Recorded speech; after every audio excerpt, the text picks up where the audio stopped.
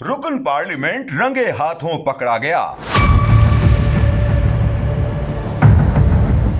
चोर को पड़ गए मोर।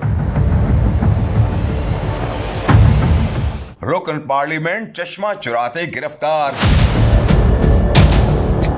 चोरी या गलती, असल कहानी खुल गई। नॉर्वे का रुकन पार्लियामेंट बजॉर्नर मॉकनेस ओस्लो एयरपोर्ट की एक दुकान पर महंगा चश्मा चुराते हुए रंगे हाथों गिरफ्तार हो गया। सीसीटीवी फुटेज में चोरी का इंकशाफ होने पर स्टोर इंतजामिया ने सिक्योरिटी को तलब किया था। नॉर्वेजियन सियासतदान ने अपनी सफाई देते हुए कहा कि मेरा इरादा चोरी का नहीं था, बल्कि मैंने गलती से चश्मा अपने सामान में रख लिया था। लेकिन अदालत ने एक ना मानी और मॉक्सनेस को सजा के तौर पर 3000 नॉर्वेजियन क्रोन्स जुर्माना कर दिया। ये रकम $282 के बराबर है। याद रहे कि 41 साल बजॉर्नर नॉर्वे की सियासी जमात रेड के सरबराह हैं।